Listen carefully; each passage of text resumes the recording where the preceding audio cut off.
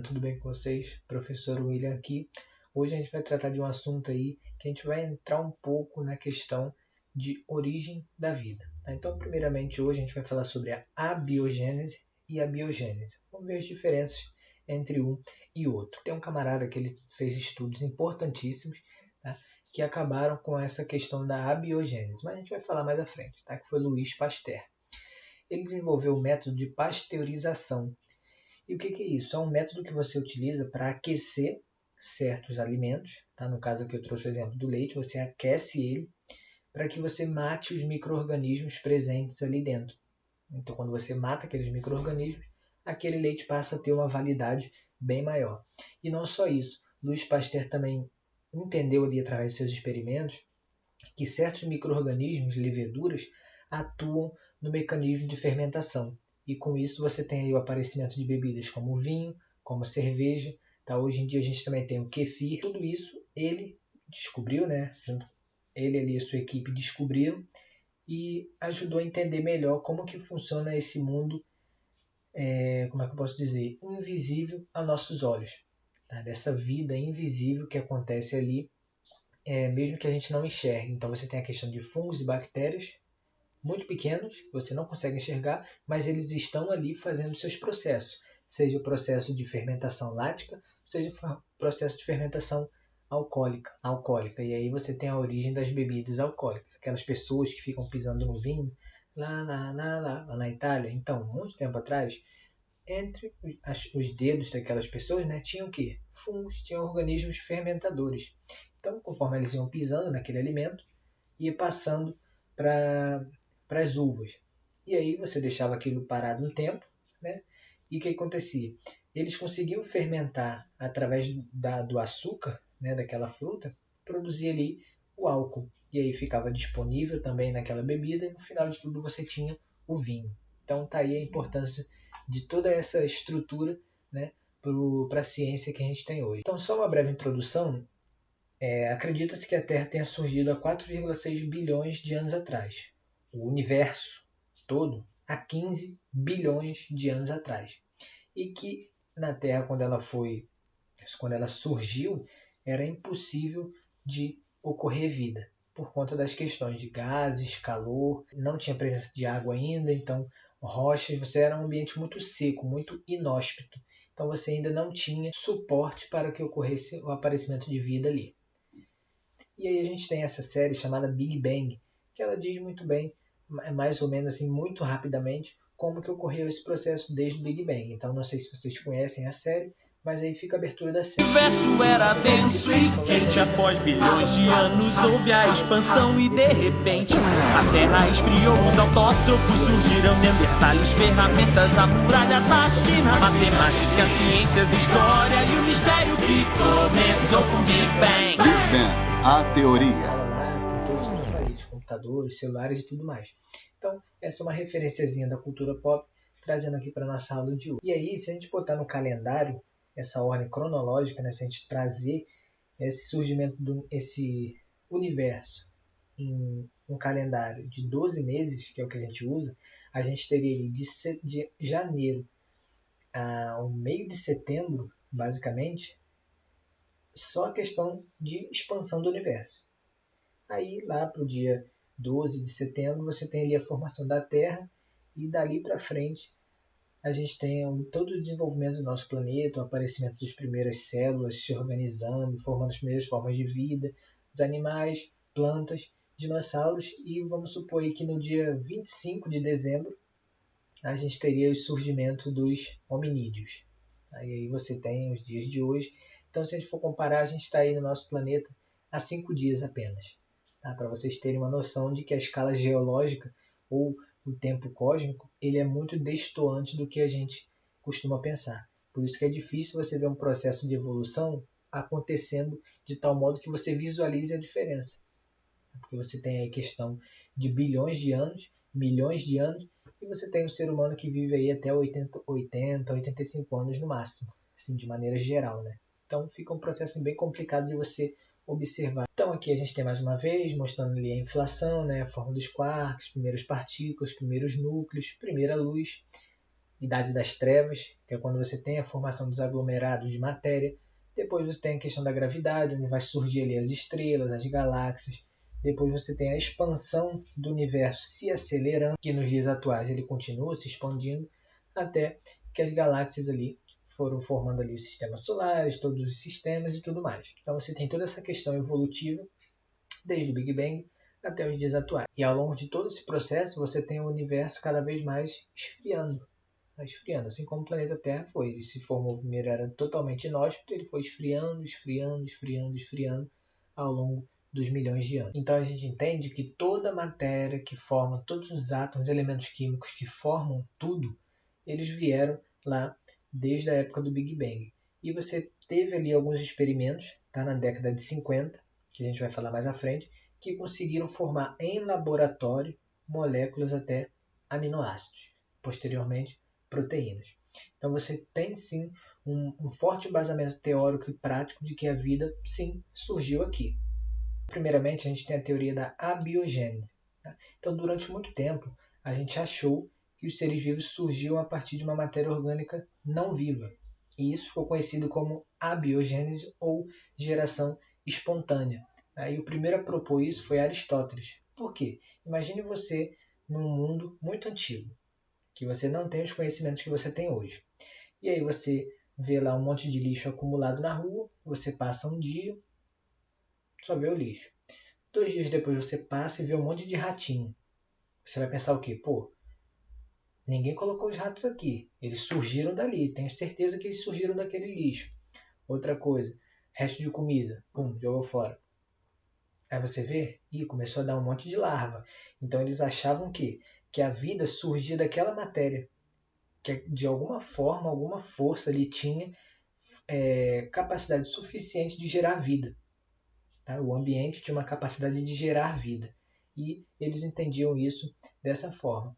Se a gente for pegar alguns exemplos aí, como as baratas nos bueiros, ou você coloca uma caixa de pizza ela velha, quando você vai ver está cheio de baratinho. Pô, será que foi a caixa que deu origem às baratas? O que aconteceu? Ou os ratos aparecendo, ou as larvas de mosquito. Então eles tinham muito forte na mente deles que a vida surgia dessas matérias. Então era uma geração espontânea, surgiu do nada. E a gente tem alguns experimentos que foram feitos para barrar esse pensamento deles. Então a gente tem aí a biogênese, que a vida, os seres vivos surgem a partir de outro ser vivo pré-existente. Então, por exemplo, a biogênese. A, não, bio, vida, e gênese, criação. Então é a criação da vida do nada, espontânea. Já a biogênese é o quê? É o surgimento da vida através de um outro ser vivo. Então alguns cientistas eles começaram a condenar essa teoria da geração espontânea e fizeram experimentos, tá? Principalmente Redi, para poder barrar essa teoria da geração espontânea. Então o que eles faziam? Colocavam ali pedaços de carne em vários potes, alguns abertos, alguns com uma telinha e alguns com uma rolha mesmo totalmente vedada. E ao longo dos dias iam passando, eles viam que as moscas entravam e saíam do pote que estava aberto e posteriormente apareciam larvas. Então eles entendiam o seguinte: a larva veio da mosca. Então o ser vivo veio de outro. Vamos ver se naquele que a mosca não entra acontece alguma coisa. Então não surgiu nenhum tipo de larva. E naquele que estava tapado também não aconteceu nada. O que aconteceu foi o seguinte: aqueles alimentos estragavam. Então muito tempo depois começava a aparecer mofo. Eles não sabiam muito bem de onde vinha esse mofo, mas da mosca não era. E eles já sabiam que a larva só podia vir da mosca. Então eles já começaram a entender essa questão de que a vida surge a partir de um outro ser vivo. Então você teve alguns experimentos ali feitos por John Needham, que ele fazia o seguinte: ele pegava o quê? Um pote com caldos nutritivos, né? Aquecia e depois resfriava. E ele via que também apareciam micro-organismos. Então, aquele alimento estragava, no caso. E ele não sabia de onde vinha. Ele achava que tinha uma força especial que fazia com que aquilo acontecesse. Depois você teve os experimentos de Spallanzani. O que ele fez? Ele ferveu essa mesma substância de caldo nutritivo durante muito tempo e depois deixou ela resfriar durante muito tempo. E o que aconteceu? Tudo isso vedado, tá? ele entendeu que de alguma forma os micro-organismos ali foram destruídos. Mas eles não sabiam dessa questão de micro-organismos. Eles achavam que era uma força vital. E quando você aquecia aquilo durante muito tempo, você acabava matando a força vital e não surgia nenhum micro-organismo naquela mistura.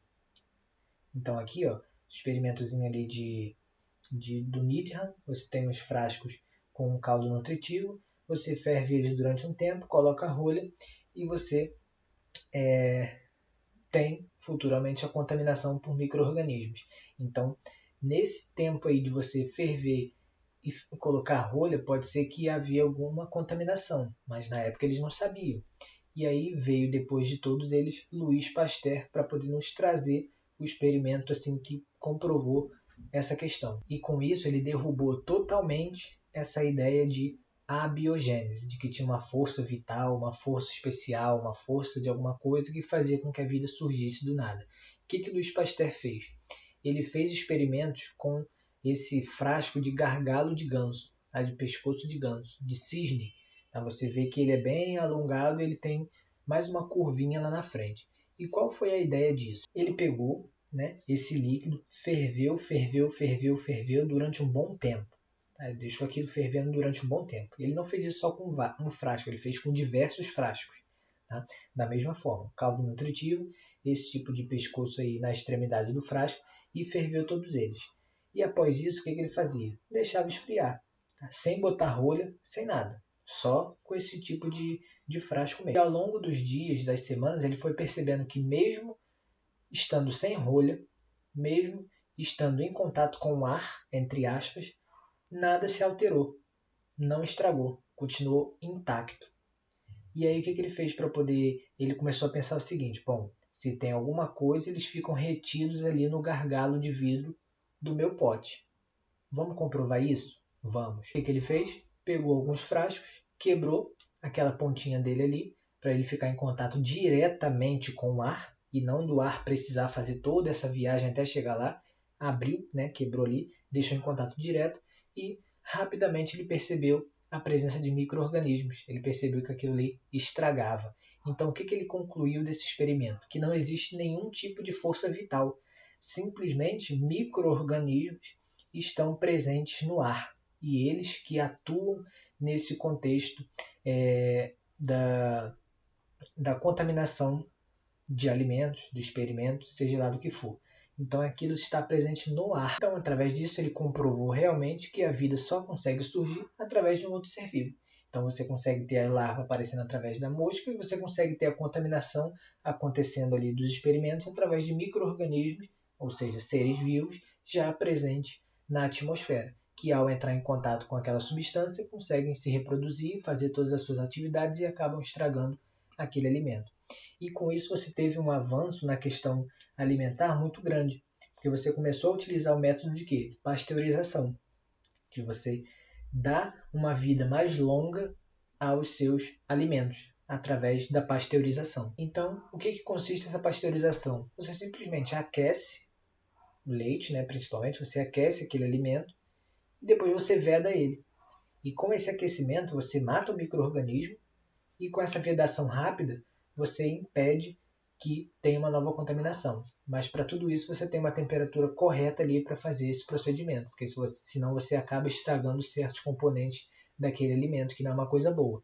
Se a gente pensar no leite, tem a questão da proteína. Se você aquece muito uma proteína, o que acontece? Ela começa a desnaturar e aí perde a função. E não é isso que a gente quer de um alimento.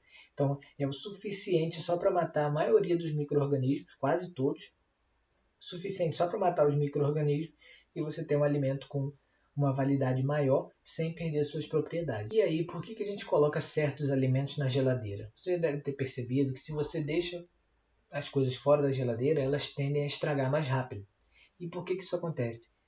Tudo que você compra, tudo à nossa volta tem micro-organismo. Se você deixa aquilo se você deixa aquilo numa condição adequada, que é na temperatura entre 25 e 40 graus, aqueles micro-organismos simplesmente vão se reproduzir, vão trabalhar bastante em cima daquele alimento e ele vai perder, ali vai estragar, vai apodrecer, enfim, vai sofrer todos aqueles processos. Quando você pega um alimento e coloca na geladeira, a temperatura na geladeira é muito baixa. E micro-organismos não gostam de temperaturas baixas, eles não conseguem ter atividade de ambiente. Claro que estraga, mas demora muito mais tempo, porque você tem um crescimento muito lento, o processo é muito mais demorado. Só você fazer um experimento simples. Pega o mesmo alimento, deixa dentro da geladeira e deixa fora, vê qual que vai estragar primeiro.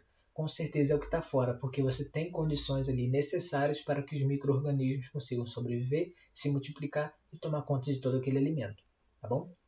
Então a geladeira é um experimento simples de que você tem de como essa teoria da abiogênese é uma total furada. É uma total furada, né? Não caiam nessa. A vida preexiste de um ser vivo já existente. Então, galera, muito obrigado pela atenção. Espero que tenham gostado da aula. E teremos nossa aula do Zoom para tirar todas as dúvidas e conversar mais sobre o assunto, tá bom? Muito obrigado pela atenção. Até a próxima.